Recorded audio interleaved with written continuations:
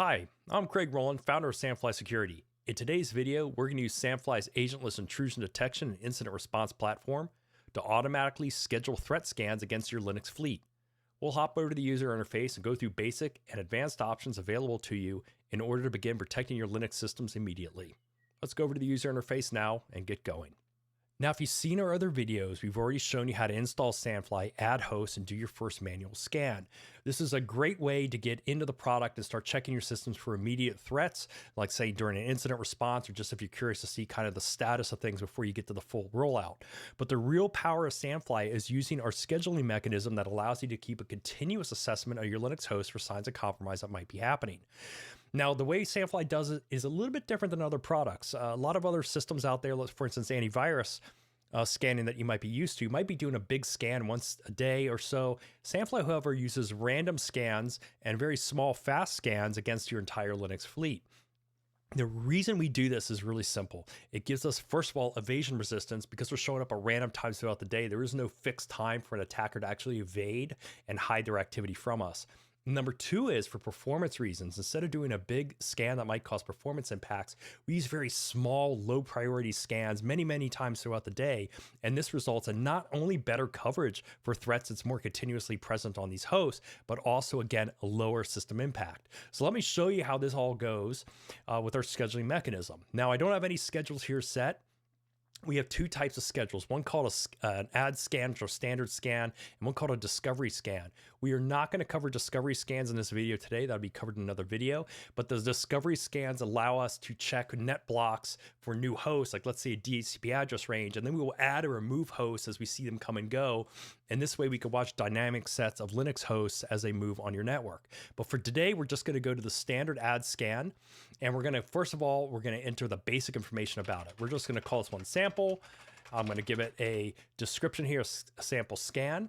And the first interesting thing that you're going to find about Sandfly is this lower and upper time limit windows that you see. By default, Sandfly is going to set up a scan to check those systems that you specify every 60 to 120 minutes. So we use a time window. Now, of course, you could shorten this. You could say every 60 to 90 minutes, for instance, or you can make it much longer. You could say, how about we check every 120 to 240 minutes. So you could set these time windows up and down. Now, the reason we do that is because you might want to have more frequent checking for certain, let's say, process type attacks, and less frequent checking for more like file system type threats that you don't think are particular importance to you, or might have you worry about an impact to the system, so you just want to do them less frequently throughout the day. I recommend just sticking to the default. The default at first is rarely going to give you any trouble of every 60 to 120 minutes. It gives us a good presence on those hosts, so we're not getting big gaps of time, but it also allows us to have very low chance of causing any system impacts. But I recommend you just play with it and see how it goes. And once you learn the system, you're going to kind of figure out what you do and don't want to do and what is and is not a priority for you. But for now, we're just going to stick to 60 to 120 minutes. The next thing you can do as an option is you can restrict the time window we can run. If you're very concerned about Sandfly or any other process causing a system impact, like let's say during business hours or during critical maintenance windows, you can actually set a time that Sandfly simply will be allowed to run. And outside that time window, we're not going to run at all. Again, it's something you can play with. I recommend the default is let's just leave it alone and let it run on its own, see if it causes any impacts. And if it doesn't, just let it go and do its thing. Now we're going to hit next.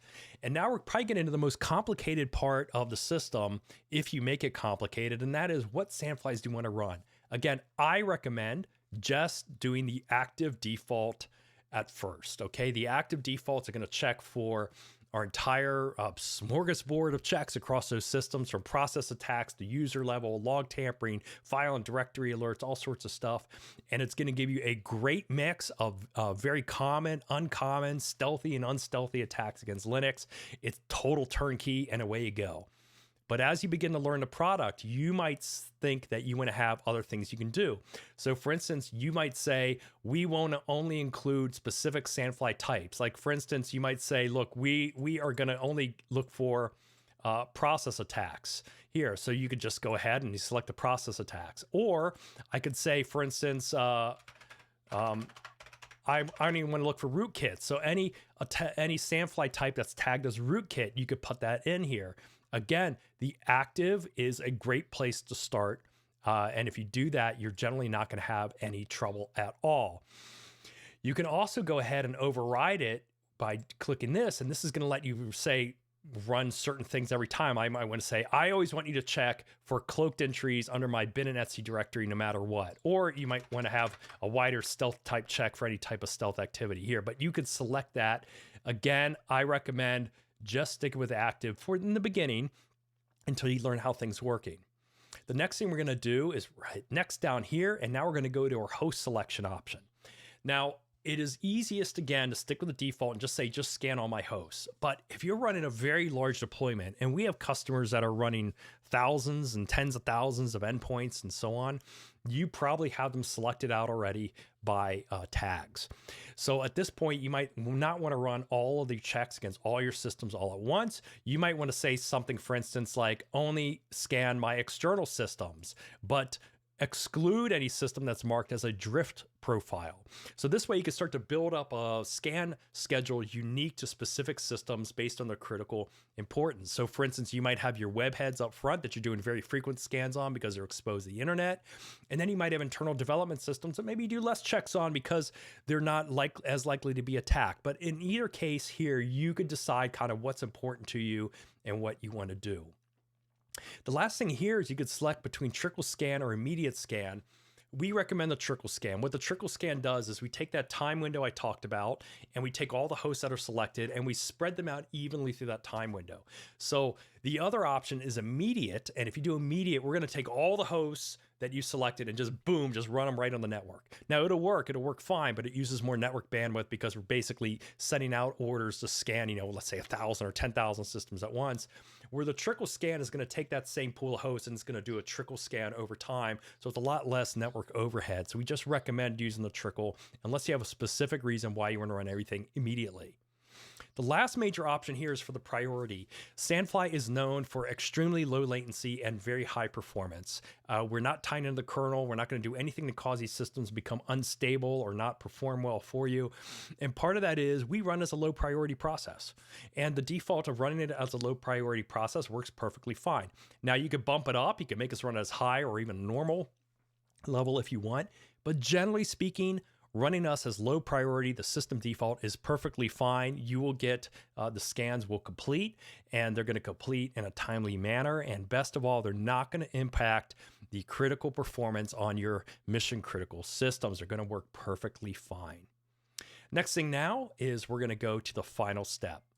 Step 4 has what we call a cleanup option. This is only going to be used if you use the discovery scan, which I alluded to earlier in the video. We're not covering that in today's video, but a brief description of it basically is the discovery scan is going to check a range of IP addresses, like let's say a DHCP range with 1,000 hosts in it. Now these hosts might be going up and down, changing IP addresses all the time. We will automatically scan that IP address range and add new hosts as we see them. And what the cleanup option does is if we don't see a host for a period of time, and the default here is 72 hours. So after 72 hours by default, we will then remove that host from the actively monitored list and free up that slot for a new host. So this way, if you have systems that are changing IP addresses, very dynamic systems a lot, we will go ahead and maintain that IP host range for you automatically and not unnecessarily burn licenses. But we're not going to use that today. So we're just going to unclick that box here, and I'm going to hit finish, and we're going to create our schedule. Now at this point here, we have our sample scan schedule. You can go here, you can see all the default options we have. You can see all the hosts, you can see all the Sandflies that are going to be included in it. And at this point, it's basically ready to go. Now you can run it by hand. So I could do a trickle run or an immediate run, or like I said, you could just let it go ahead and run on its own scheduled task. And you can see here, the next time it's going to run is at 03:13 Zulu time. It's currently 01:31. So again, in a little over 90 minutes or so, it's going to do its first scan against these systems.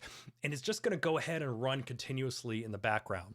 If I do that trickle run here, it's going to go ahead and fill my schedule queue up.